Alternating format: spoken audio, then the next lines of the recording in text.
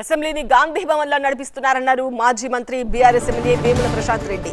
నిబంధనల ప్రకారం నడిపిస్తేనే సభకొస్తామన్నారు. లేకపోతే తాము సభకొచ్చి ఏం ప్రయోజనం అన్నారు.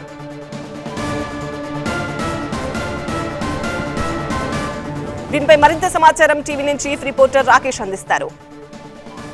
అసెంబ్లీలో మాట్లాడనివ్వటం లేదంటూ గన్ పార్క్ దగ్గర ధర్నా చేశారు బీఆర్ఎస్ ఎమ్మెల్యేలు. నెక్స్ట్ ఏం చేయబోతున్నారు? రేపటి నుంచి అసెంబ్లీ సమావేశాలకు హాజరవుతారా? మాజీ మంత్రి ప్రశాంత్ రెడ్డి ఉన్నారు.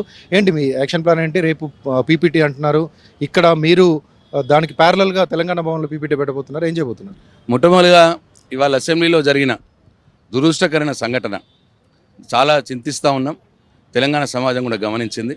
స్పీకర్ గారు మైక్లో ఆన్ రికార్డ్ ముఖ్యమంత్రి గారిని విమర్శిస్తే మీకు మైక్ ఇవ్వము అని మా బీఆర్ఎస్ పార్టీ ఉపనాయకుడు హరీష్ రావు గారిని ఉద్దేశించి మా సభ్యులను ఉద్దేశించి మాట్లాడినాడు. ఇది చాలా దురదృష్టకరం. వాకౌట్ చేశారు, ఇక్కడ ధర్నా చేశారు. ఇక ఈ సెషన్ మొత్తం వాకౌట్ చేస్తారా? అంటే బహిష్కరిస్తున్నారా లేకపోతే రేపు మళ్ళీ సభకి వెళ్తారా? చూడండి, వాళ్ళు శాసనసభ మాదిరిగా నడిపిస్తే, ముఖ్యమంత్రి గారు సభానాయకుడిగా హూందాగా వ్యవహరిస్తే, ప్రతిపక్ష గొంతు నొక్కకుండా ప్రతిపక్షాలకు మాట్లాడే అవకాశం ఇస్తే మేము శాసనసభకు పోతాం. లేదు శాసనసభను వాళ్ళు గాంధీ భవన్ లాగా వాడుకుంటామంటే, మమ్మల్ని తిట్టడానికే, లేదు కేసీఆర్ మీద విషం నమ్మటానికే, కేసీఆర్ చావు కోరుకోవటానికే శాసనసభను ఉపయోగించుకోవటం మేము శాసనసభకు పోము.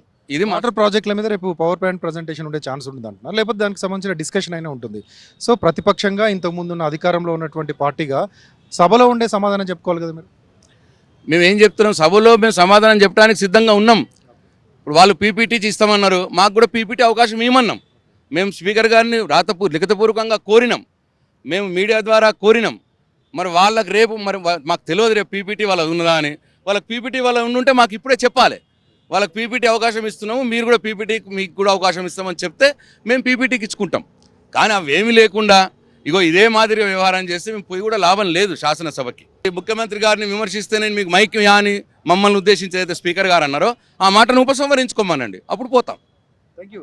సభను సభలాగా అసెంబ్లీ రూల్స్ ప్రకారం, అసెంబ్లీ నిబంధనల ప్రకారం నడిపిస్తే ఖచ్చితంగా సభకు అటెండ్ అవుతాము. కానీ గాంధీ భవన్ లాగా ఒక పార్టీ కార్యక్రమం లాగా అసెంబ్లీ సమావేశాలు నిర్వహిస్తున్నారు కాబట్టి బహిష్కరిస్తున్నాము.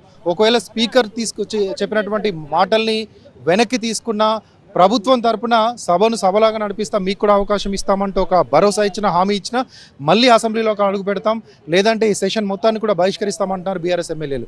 రేపు ఉదయం 11 గంటలకు ఇక్కడ అసెంబ్లీ సమావేశాలు స్టార్ట్ అవుతాయి.